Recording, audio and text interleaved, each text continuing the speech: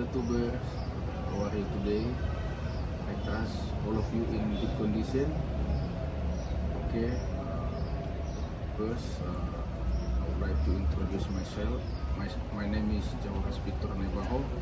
I'm a master student at University of North Sumatra, majoring management, property, and appraisal.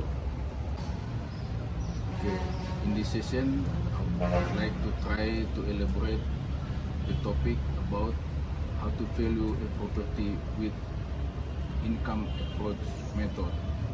Before we start, don't forget to subscribe. Prinsip pendekatan penilaian yang dapat digunakan. Saya kutip dari buku KP dan SPI edisi 7 tahun 2018 bahwa ketiga prinsip pendekatan itu adalah yang pertama pendekatan pasar, yang kedua pendekatan pendapatan atau income approach method yang nantinya akan kita bahas, dan yang ketiga adalah pendekatan biaya, di mana masing-masing pendekatan penilaian ini memiliki berbagai metode penerapan yang berbeda dan terinci. Metode pendekatan pendapatan atau income approach method to property valuation.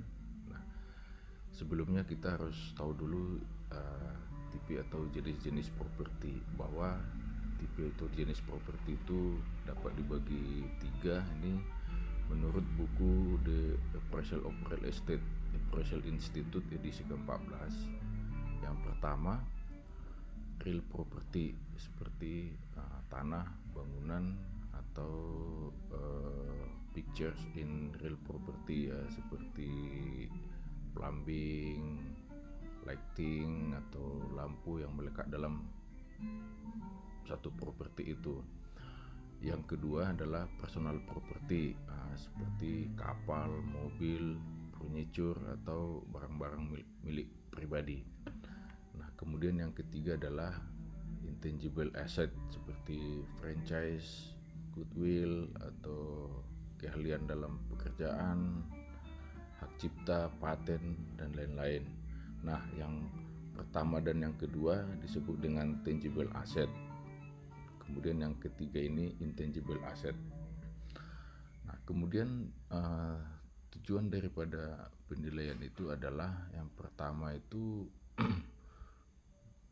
transfer purpose, itu bisa untuk keperluan menilai suatu properti dalam hal untuk keperluan penilaian warisan, penilaian dalam untuk keperluan pengadilan, penjualan ataupun pembelian perusahaan, ataupun untuk transfer perusahaan atau cabang bisnis.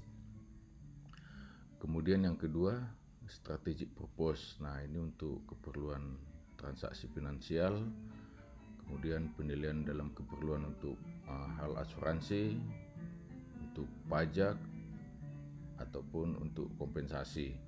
Kemudian yang ketiga adalah untuk economic feasibility, di mana ini untuk keperluan feasibility, analisis feasibility untuk pembelian ataupun keputusan untuk menyewa dan untuk keputusan investasi. Nah, tujuan dari aktivitas penilaian adalah untuk memperkirakan nilai suatu aset. Dalam arti luas, istilah penilaian melibatkan penilaian terhadap kesetaraan antara properti sebagai subjek yang dinilai dan jumlah uang unit yang untuk pengukuran untuk ketentuan tertentu dan dalam periode tertentu. Nah, ini saya kutip dari buku Commercial Property Valuation karangan Giacomo Mori dan Paulo Benedetto. Metode kapitalisasi pendapatan, konsep dasarnya adalah seperti berikut ini, bahwa pendekatan ini didasarkan pada asumsi bahwa pembeli yang rasional tidak akan mau membayar harga yang lebih tinggi dari nilai sekarang dari manfaat yang akan dihasilkan oleh aset pada masa pakainya. Prinsip ini sesuai dengan prinsip keseimbangan dan penggantian yang menjadi dasar pendekatan perbandingan dan pendekatan biaya. secara implisit mengasumsikan bahwa harga ini mungkin tidak lebih tinggi daripada biaya untuk membeli properti serupa dengan tingkat utilitas atau tingkat kegunaan yang sama. Nilai suatu aset atau properti tergantung dari besarnya manfaat ekonomis masa depan yang bisa dihasilkan oleh aset atau properti tersebut selama masa pakainya, atau ini biasa disebut dengan umur ekonomis. Nah, kemudian metode ini dapat diterapkan pada semua kelas aset atau properti. Nah, income approach ini digunakan untuk menilai properti yang sudah mampu menghasilkan pendapatan atau income producing property.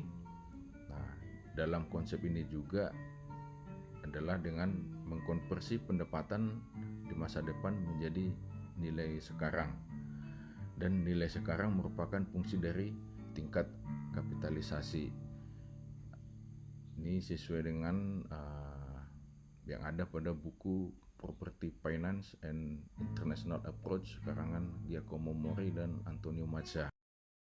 Kapitalisasi pendapatan, kita akan berbicara dengan rate, di mana ada dua rate. Yang pertama capitalization rate, yaitu membandingkan nilai aset dengan satu pendapatan pada periode tunggal, dan merupakan nilai kapitalisasi yang menghubungkan nilai aset dengan jumlah pendapatan tunggal selama periode tertentu, di mana capitalization rate itu hasil sama dengan pendapatan dibagi dengan harga.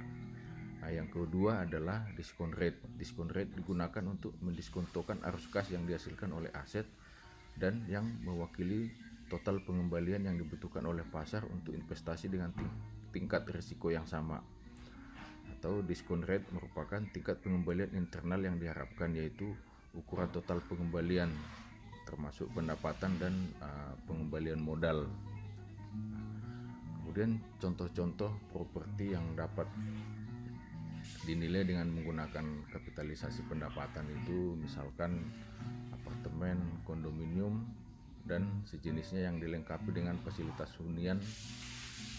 Yang kedua, commercial building seperti shop house atau ruko, office, hotel, dan shopping center. Yang ketiga, industrial property seperti warehouse, pabrik, dan terminal peti kemas. Discount rate yang akan digunakan dalam metode kapitalisasi pendapatan ini itu dapat ditentukan dengan berbagai cara. Yang pertama dengan metode WACC atau Weighted Average Cost of Capital atau terima rata-rata biaya modal, mana rumusnya seperti berikut ini. WACC sama dengan cost of debt dikali dengan persentase of debt ditambah dengan cost of equity dikali dengan persentase of equity. Yang metode yang kedua adalah dengan yield atau tingkat pengembalian yang diobservasi berdasarkan sampel yang sebanding dengan subjek properti yang akan dinilai. Yang ketiga dengan teknik investasi dengan menurunkan komponen ekuitas dan utang atau menurunkan komponen tanah dan bangunan dari discounted cash flow analisisnya. Yang keempat dengan mengestimasi dari total tingkat pengembalian atau IRR, internal rate of return, dari hasil pendapatan. Dan yang kelima menentukan tingkat diskonto dari capitalization rate. Tahap metode-metode yang ada pada income capitalization method, dimana kalau menurut saya ada 4, bisa dibagi 4. Yang pertama itu direct capitalization method atau metode kapitalisasi langsung. Yang kedua effective gross income multiplier atau biasa disebut dengan metode GIM. Yang ketiga residual method atau teknik penyisaan, dan yang keempat adalah discounted cash flow analysis. Nah, di berbagai buku kadang hanya dibuatkan 2, yaitu pertama metode kapitalisasi langsung dan discounted cash flow, dimana kalau di beberapa buku GIM merupakan bagian dari direct capitalization method. Itu juga dengan residual method dimasukkan ke direct capitalization method. Metode direct capitalization method, di mana prinsip dasar dari metode ini bahwa pendekatan kapitalisasi langsung menentukan nilai aset atau properti dengan mengkonversi perkiraan pendapatan 1 tahun periodik yang stabil, biasanya pendapatan 1 tahun, untuk tingkat kapitalisasinya diestimasi dengan mengubah estimasi pendapatan menjadi estimasi nilai. Nah, metode ini biasanya digunakan untuk properti yang sudah beroperasi dengan stabil atau dengan market cycle yang konstan. Kemudian kapitalisasi langsung dapat digunakan untuk penilaian properti yang seimbang dari segi penjualan dengan tingkat risiko pendapatan, pengeluaran, karakteristik fisik dan lokasi yang sama atau relatif sama. Nah, kelebihan daripada metode ini adalah mudah digunakan, mengikuti dinamika pasar yang real, dapat dijadikan alternatif pendekatan jika tidak didapatkan data pembanding. Nah, dan sangat sesuai untuk penilaian income property. Metode yang pertama yaitu direct capitalization method, di mana dalam metode ini prinsipnya bahwa pendekatan kapitalisasi langsung menentukan nilai aset atau properti dengan mengkonversi perkiraan pendapatan 1 tahun periodik yang stabil, biasanya dalam 1 tahun, untuk menentukan tingkat kapitalisasi dan diestimasi dengan mengubah nilai estimasi pendapatan menjadi estimasi nilai. Kemudian digunakan untuk properti yang sudah beroperasi dengan stabil atau market cycle yang konstan. Dan kapitalisasi langsung dapat digunakan untuk penilaian properti yang seimbang dari segi penjualan dengan tingkat risiko pendapatan, pengeluaran, karakteristik fisik dan lokasi yang sama. Nah, adapun kelebihan daripada metode ini adalah mudah digunakan, mengikuti dinamika pasar yang real, dapat dijadikan alternatif pendekatan jika tidak didapatkan data yang sebanding, dan sangat sesuai untuk penilaian income property. Nah, adapun rumus dari metode direct capitalization ini adalah bahwa V sama dengan NOI dibagi RO, di mana V adalah nilai sekarang atau current value, NOI adalah net operating income dalam 1 tahun, dan RO tingkat kapitalisasi atau capitalization rate. Nah, metode tingkat kapitalisasi keseluruhan dapat diperkirakan dengan berbagai teknik tergantung pada jumlah dan kualitas data yang tersedia. Itu pertama bisa dengan teknik perbandingan data penjualan atau comparable sales. Yang kedua, teknik komponen modal pinjaman dan modal sendiri atau blend of investment, mortgage and equity. Dan yang ketiga, teknik komponen investasi tanah dan bangunan atau blend of investment land and building. Dan yang keempat, analisis cakupan utang atau debt coverage analysis. Nah, ini saya kutip dari buku The Appraisal of Real Estate 14th edition, The Appraisal Institute. Itu teknik perbandingan data penjualan atau comparable sales. Nah, penerapan teknik ini perlu diperhatikan beberapa hal. Yang pertama, properti dan perlengkapan yang dijual identik, baik dari segi jenis, umur, kondisi fisik, ukuran, konstruksi, rasio tanah dan bangunan, ataupun koefisien dasar bangunan dan koefisien luas bangunan. Data penjualan yang dikumpulkan merupakan data yang terbaru atau yang up to date, karena tingkat kapitalisasi berubah mengikuti perubahan ekonomi makro.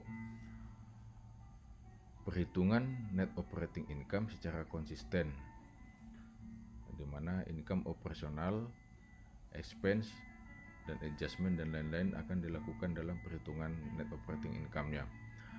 Kadang diperlukan adjustment antara data yang diperbandingkan dengan subjek properti yang dinilai.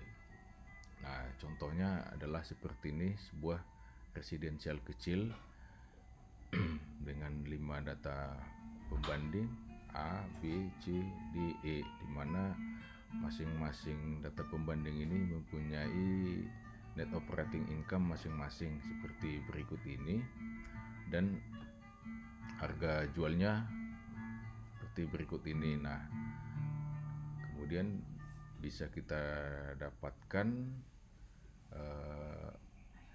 capitalization rate-nya dengan cara membagikan, nah ini NOI dibagikan dengan harga jualnya atau sales price. Jadi masing-masing bisa kita dapatkan. Nah, kalau kita rata-ratakan, nah, average-nya adalah 0,084. Nah, tetapi dalam praktek penggunaan teknik perbandingan data penjualan ini, bahwa nilai dari yang terkecil sampai yang terbesar, nilai cap rate-nya 0,080 sampai 0,089 harus diterapkan pada properti subjek yang dinilai, dan tergantung penilai juga dalam menilai tingkat kesamaan properti mana yang paling dekat. Nah, itu cap rate-nya nanti yang akan digunakan yang sesuai. Nah, jika kelima data perbandingan ini sebanding, maka nilai kapitalisasinya adalah kita ambil average-nya, yaitu 0,084 atau 8,4%. Nah, bila dimisalkan bila net operating income dari properti subjek yang dinilai sebesar 89.100 US dollar, maka market value-nya adalah 89.100 US dollar dibagi dengan tingkat kapitalisasinya 0,084 atau 8,4%. Jadi didapat market value-nya adalah 1.060.714 US dollar.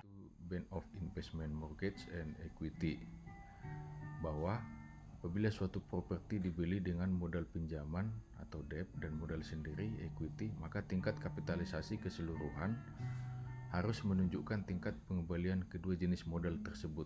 Nah, ini rumusnya seperti ini. Ini untuk tingkat kapitalisasi mortgage, atau mortgage ini merupakan pinjaman dengan agunan.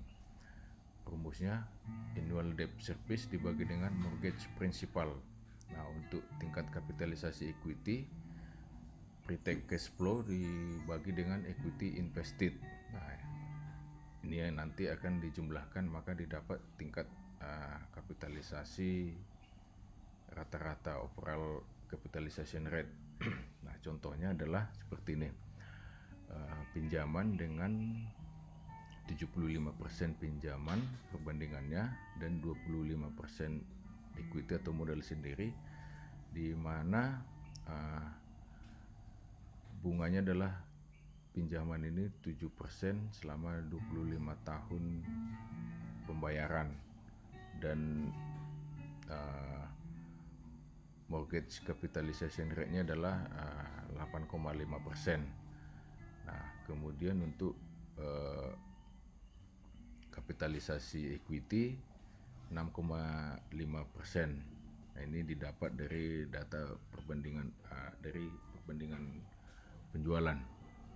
Maka overall capitalization rate dapat kita hitung. Yang pertama itu adalah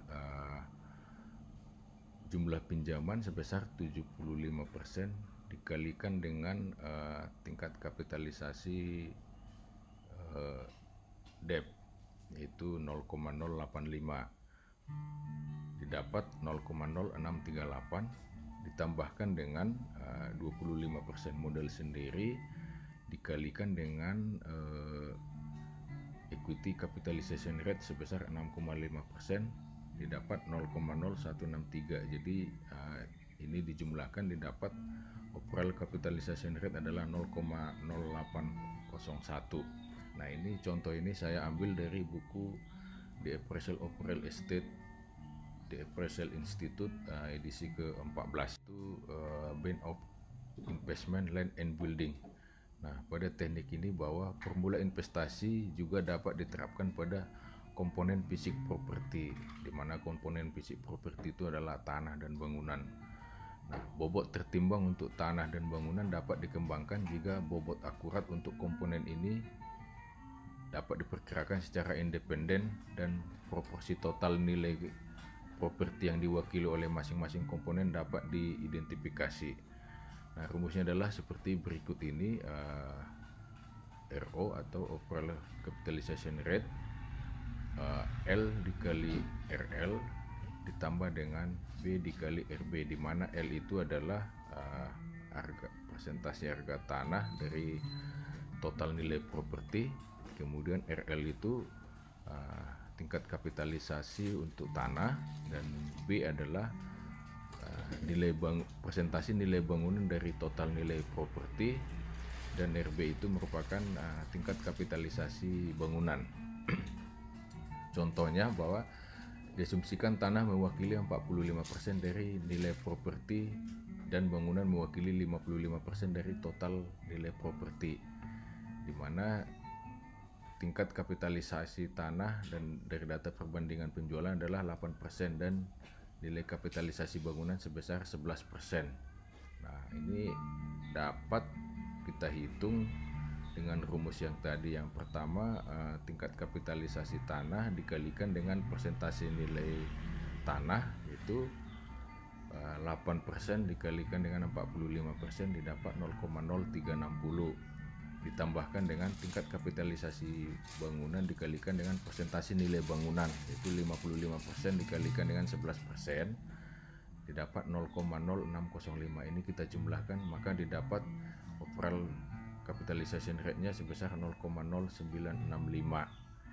Ini juga contohnya saya ambil dari buku The Appraisal of Real Estate Direct Capitalization Method, yaitu analisis cakupan utang atau debt coverage analysis. Nah, pada teknik ini bahwa debt coverage ratio atau DCR adalah rasio pendapatan operasional bersih terhadap layanan utang tahunan, dan rasio cakupan utang dapat dikalikan dengan tingkat kapitalisasi pinjaman dan rasio pinjaman terhadap nilai untuk mencapai perkiraan nilai properti yang berada pada tingkat hunian yang stabil. Nah, di mana DCR itu rumusnya adalah I0 dibagi IM. I0 ini adalah tadi pendapatan operasional bersih atau NOI, dan IM adalah layanan utang tahunan. Nah, kemudian kita dapatkan overall capitalization rate-nya sama dengan DCR dikalikan dengan tingkat kapitalisasi utang atau RM dikalikan dengan M atau mortgage principal. Contohnya seperti ini, suatu properti dengan net operating income sebesar 50.000 US dollar dan layanan utang tahunan 42.000 US dollar. Kemudian tingkat kapitalisasi utang atau RM 8,5% serta mortgage principalnya 75%. Maka didapat overall capitalization rate bahwa di CR-nya dapat dengan membagikan NOI yang 50.000 US dollar dibagikan dengan 42.000 didapat 1,190. Nah, kemudian R0 kita dapatkan dengan cara mengkalikan 1,190 dikalikan dengan tingkat kapitalisasi hutang yang 8,5% dikalikan dengan mortgage principalnya yang 75%. Jadi didapat overall capitalization rate-nya 0,0759. Ada metode yang kedua dalam income capitalization method, yaitu effective gross income multiplier atau biasa disingkat dengan GIM atau EGIM. Nah, dalam metode ini biasa digunakan untuk menilai properti dengan pendapatan yang lebih kecil atau properti sederhana. Kemudian dalam praktek penggunaan GIM ini, penilai dapat menggunakan metode kapitalisasi pendapatan langsung yang dikenal dengan income multiplier approach atau pendekatan pendapatan multiplier sebagai indikator tambahan nilai. Contohnya EGIM. Nah, dan EGIM ini didefinisikan sebagai rasio dari harga jual properti dengan pendapatan kotor efektifnya. Rumusnya adalah seperti ini. EGIM sama dengan sales price dibagi dengan effective gross income.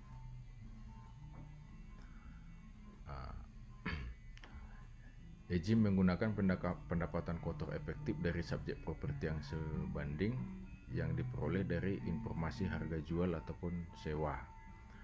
Kemudian ejim yang dihasilkan dari properti yang sebanding diterapkan pada pendekatan properti subjek dengan rumus V0 sama dengan EG dikali ejim atau efektif gross income dikalikan dengan efektif gross income multiplier-nya, di mana ejim adalah kelipatan yang direkonsiliasi dari data penjualan yang sebanding. Nah, contohnya seperti ini.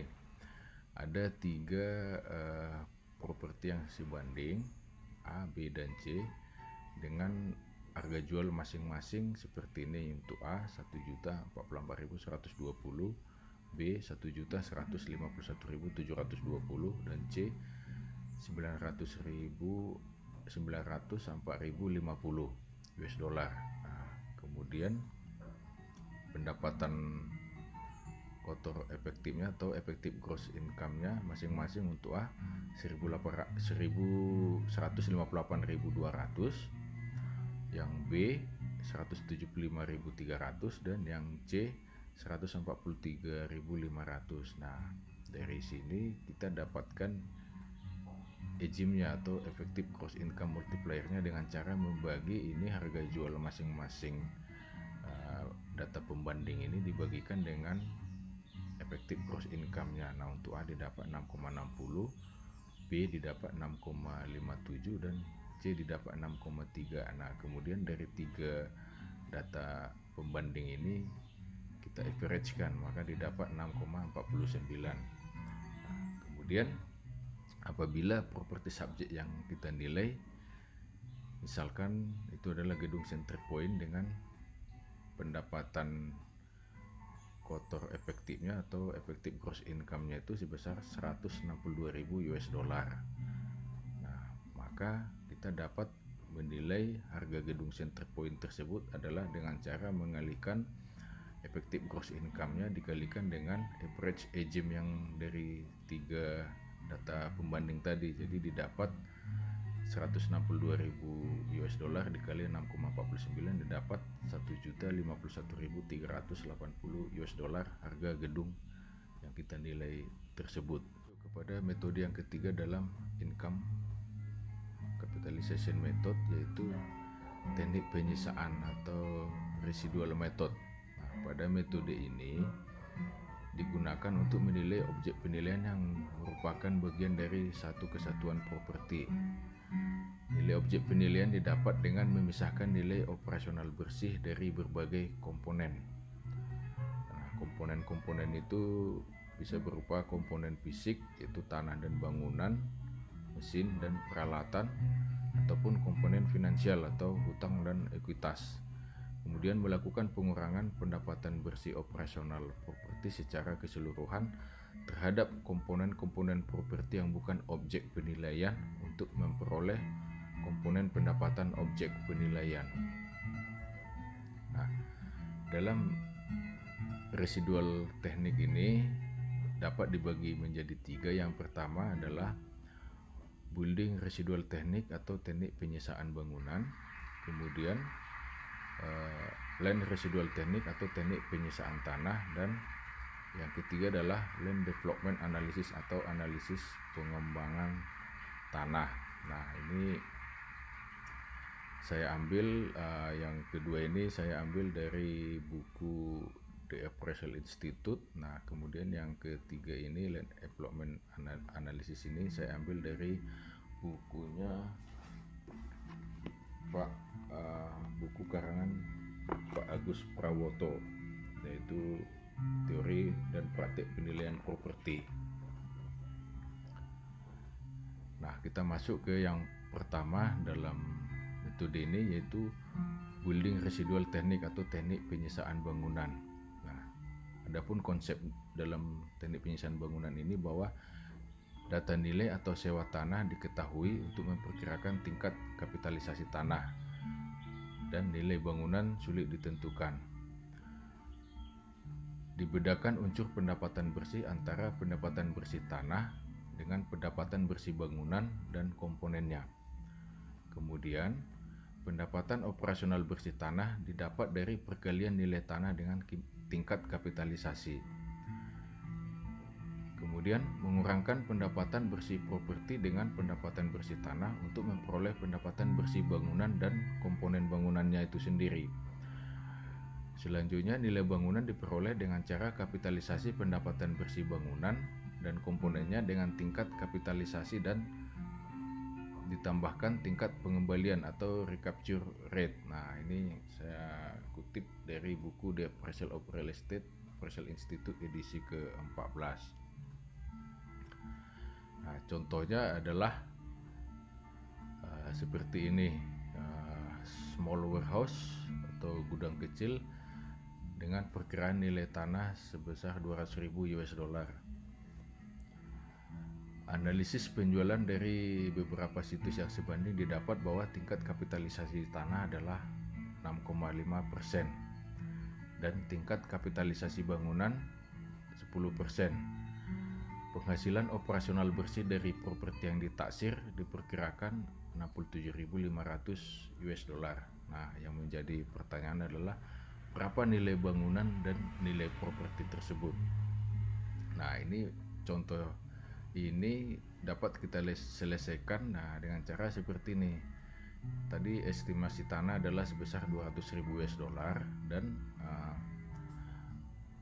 pendapatan operasional bersih dari properti atau net operating income propertinya sebesar 67.500. Nah, ini dapat kita hitung pendapatan bersih tanah, yaitu dengan cara harga tanah dikalikan dengan tingkat kapitalisasi tanah yang 6,5%. Maka didapat pendapatan bersih tanah adalah 13.000 US dollar. Nah, kemudian kita kurangkan pendapatan bersih properti tersebut yang 67.500 dikurangi dengan 13.000, maka didapat pendapatan residual bangunan sebesar 54.500.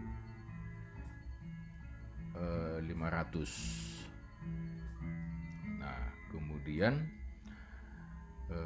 nilai bangunan dapat kita hitung dari pendapatan residual bangunan dibagi dengan tingkat kapitalisasi bangunan yang sebesar 10%, maka didapat nilai bangunan adalah 545.000 US dollar. Maka indikasi nilai properti tersebut adalah nilai estimasi nilai tanah yang 200.000 US dollar ditambah dengan nilai bangunan 545.000, didapat nilai properti sebesar 745.000 US dollar dan nilai bangunannya sendiri adalah sebesar 545.000 US dollar. Kedua dalam residual teknik ini yaitu teknik penyisahan tanah.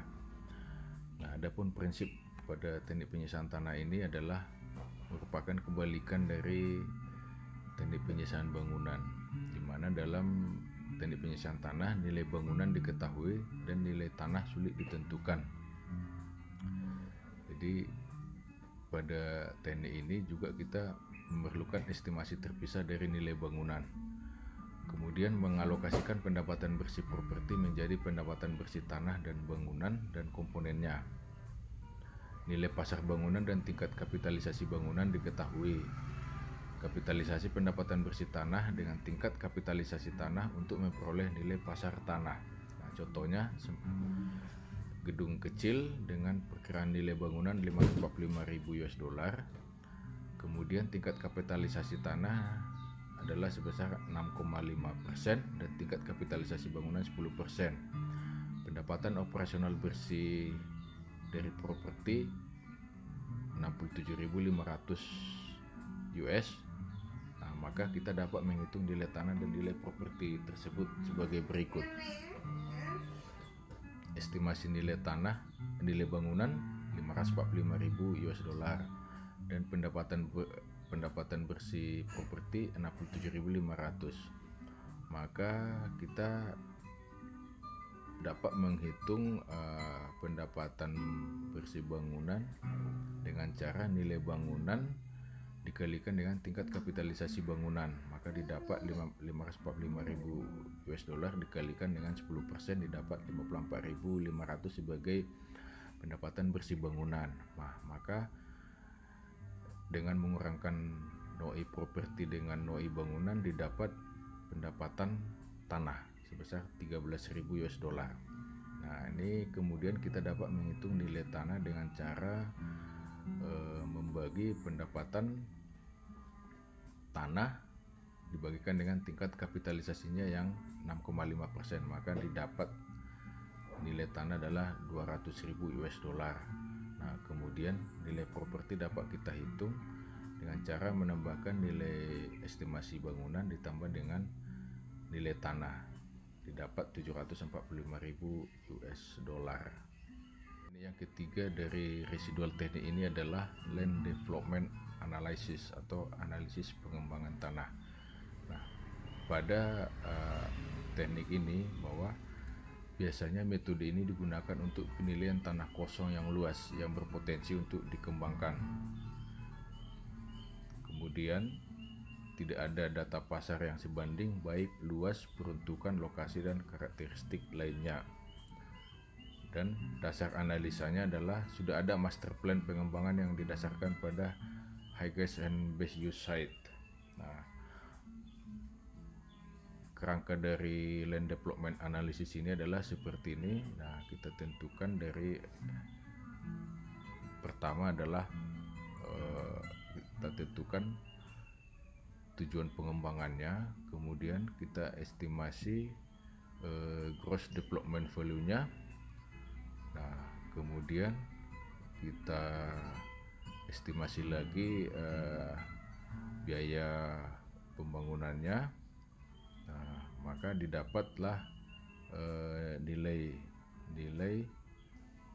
sisa, yaitu gross development value dikurangi dengan development cost. Nah, kemudian ini didiskontokan, maka didapatlah nilai properti yang sesuai dengan saat ini. Nah, ini saya ambil dari buku Teori dan Praktek Penilaian Properti edisi ketiga Pak Agus Prawoto.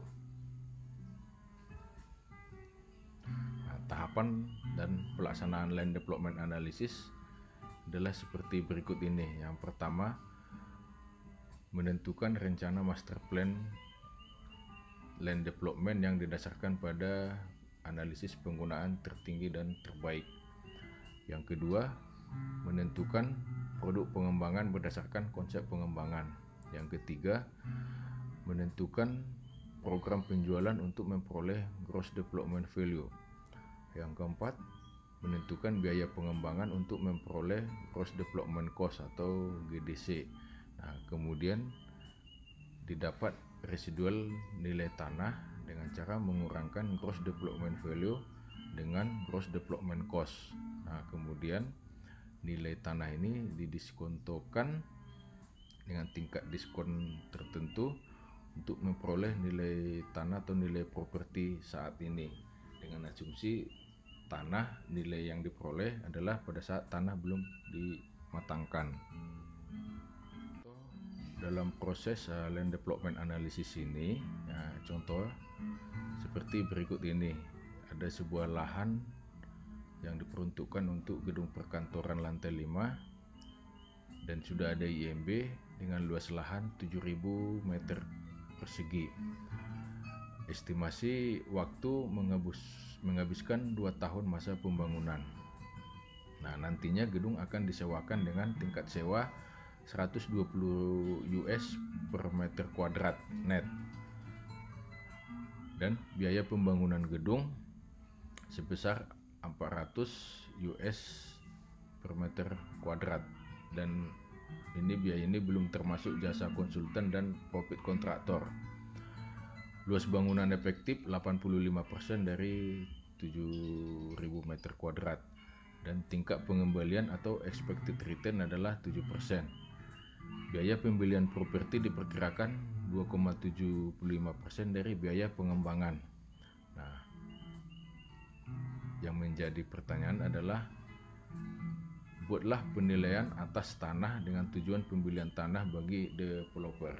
Nah, Penyelesaiannya adalah sebagai berikut. Lahan 7.000 meter kuadrat, luas bangunan efektif 85% dari 7.000 didapat 5.950. Nah, kemudian kita hitung proyeksi income-nya dengan pendapatan sewa per tahun 120 per meter kuadrat dikali dengan 5.950 didapat 714.000 US dollar. Nah, kemudian kita hitung biaya investasi. Biaya investasi adalah biaya pembelian properti sebesar 2,75% ditambah 100% didapat presentasi biaya investasi 102,75%. Nah, kemudian kita hitung total biaya investasi yang income tadi 714.000 dibagi dengan 102,75 didapat 10.200.000. Nah, kemudian kita hitung biaya pembelian tanah.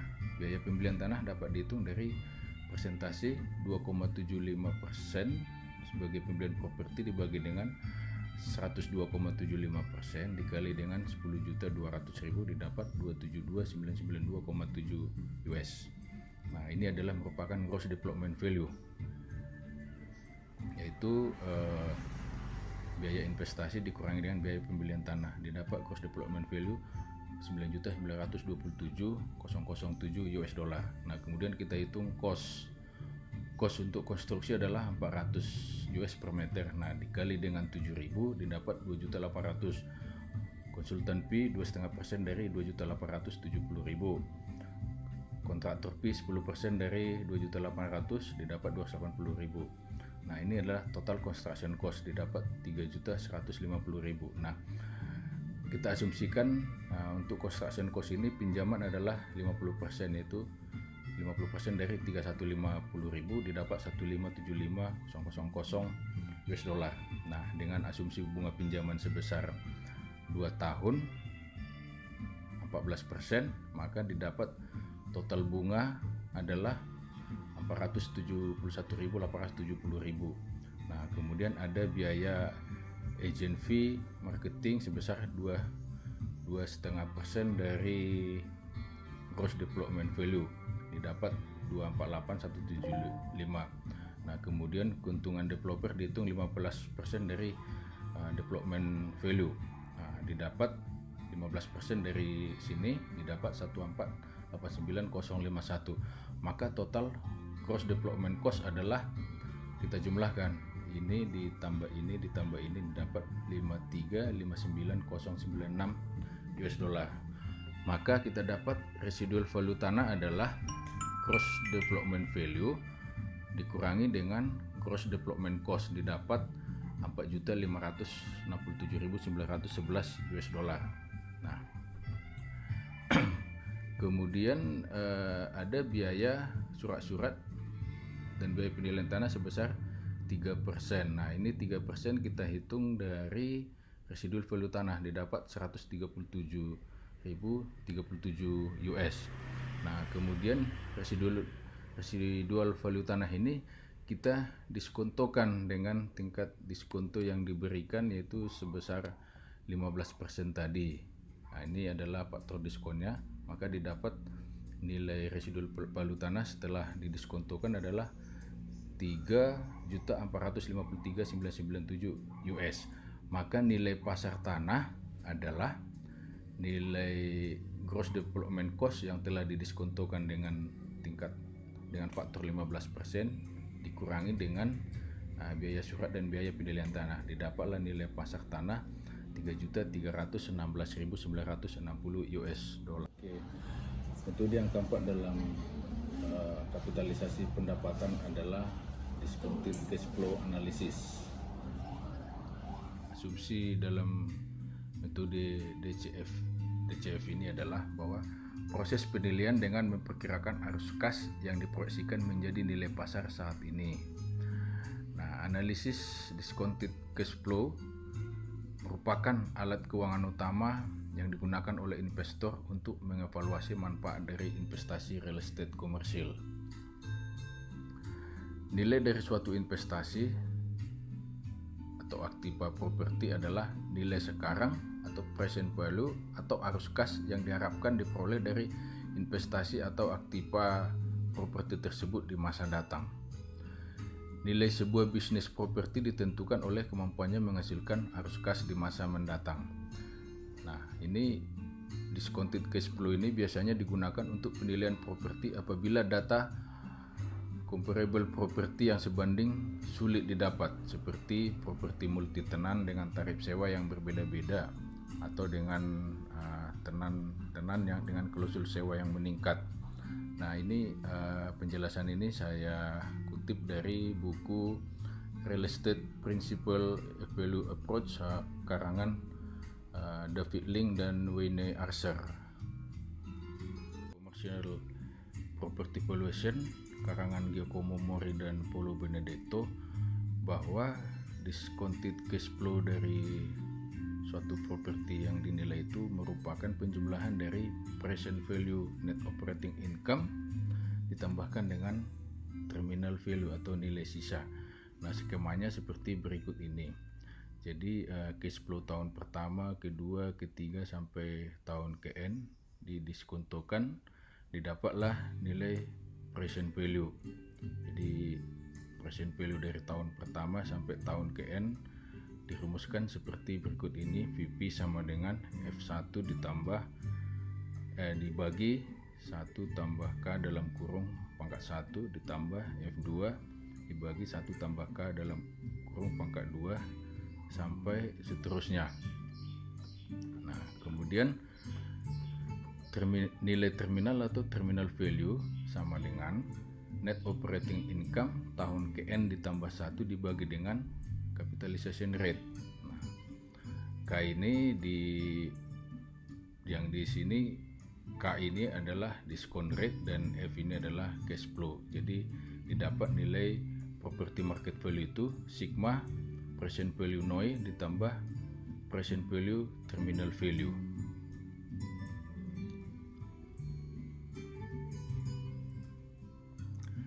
Ini adalah langkah-langkah penggunaan metode discounted cash flow. Yang pertama, tentukan proyeksi arus kas yang sesuai dari operasional properti. Yang kedua, mengestimasi pendapatan kotor properti atau PGI, potential gross income.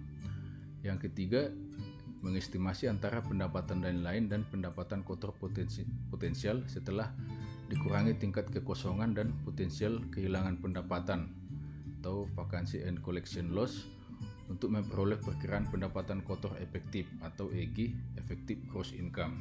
Yang keempat, estimasi biaya-biaya pengeluaran yang sesuai atau operating expenses. Yang kelima, menentukan periode investasi untuk memproyeksikan arus kas bersih atau NOI, net operating income dari properti. Yang keenam, menyiapkan proyeksi arus kas untuk periode investasi yang sudah ditetapkan. Yang ketujuh, menentukan terminal value atau nilai sisa untuk aset yang dinilai pada akhir periode jika ada. Yang kedelapan, menentukan discount rate. Kesembilan, menerapkan discount rate terhadap nilai arus kas masa depan termasuk nilai terminal. Yang terakhir, market value property merupakan sigma present value NOI masa yang akan datang ditambah dengan nilai kini dari terminal value. Untuk contohnya adalah sebagai berikut. Saya ambil dari buku The Appraisal of the Real Estate tabel 263. Gedung shopping center dengan 5 tahun discounted cash flow analysis, di mana dalam shopping center ini ada 5 store A, B, C, D, E. Nah, masing-masing pendapatannya sebagai berikut untuk tahun pertama, kedua, ketiga, keempat, kelima, dan keenam.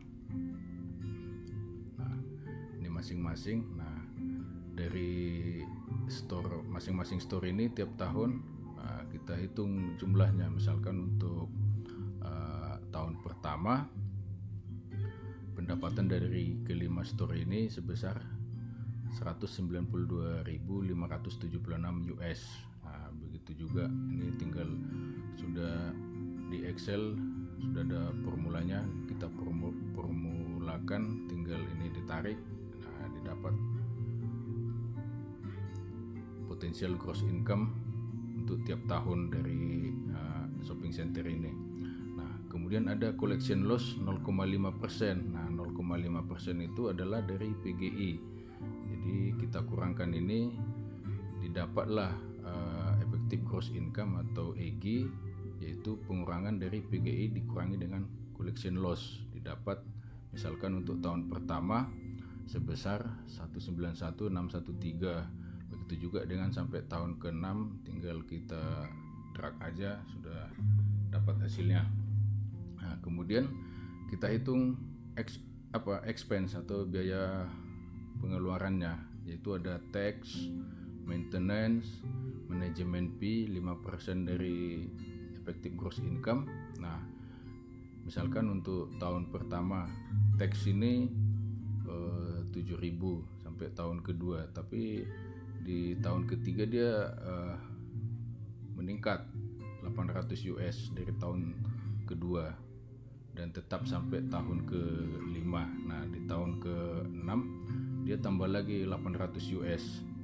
Nah, kemudian biaya maintenance juga seperti itu. Tahun pertama 2.400, tahun kedua naik dia 240, tahun ketiga juga begitu. Nah, jadi tiap tahun dia naik 240 US. Nah, kemudian manajemen fee 5% dari effective gross income. Jadi didapatlah expenses untuk manajemen fee 5% dari EG tiap masing-masing tahun. Maka ini kita totalkan. Nah, kemudian dari effective gross income dikurangi dengan biaya expense, didapatlah net cash flow. Nah, ini net cash flow didapat seperti ini.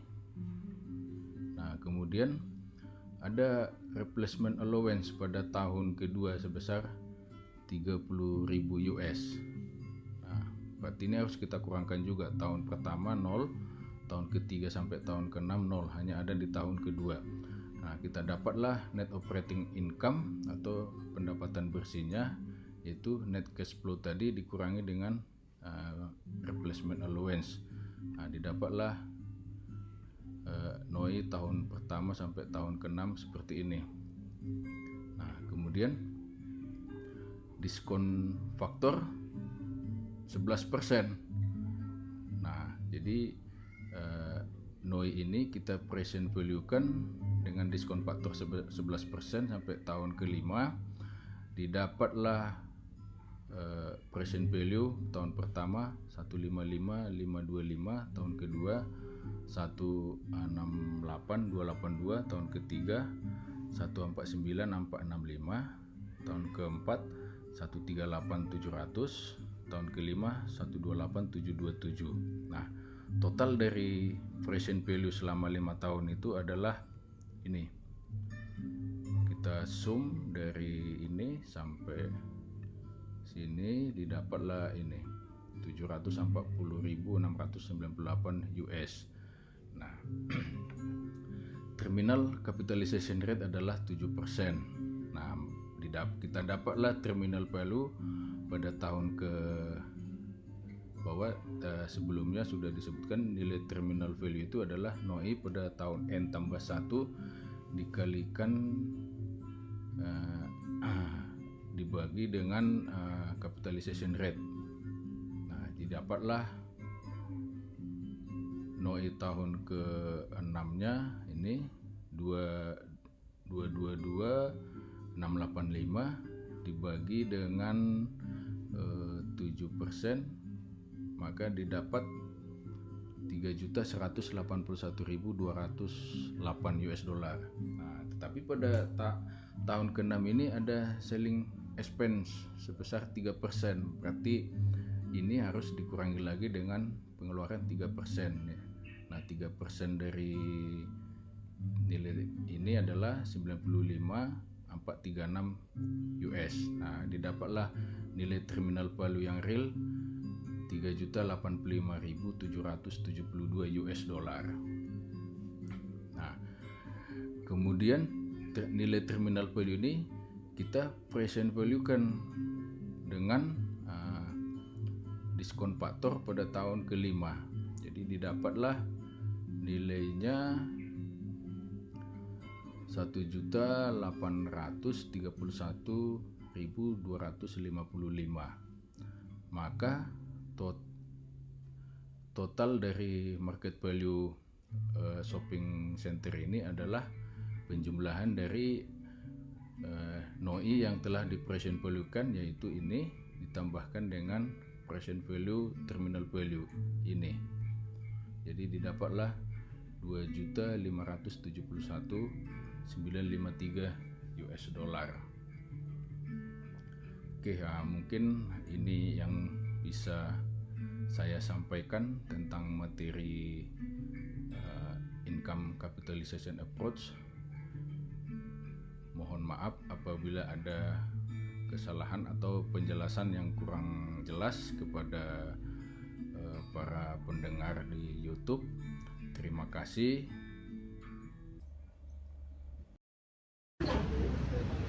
Okay, thank you for watching my YouTube. Thank you very much.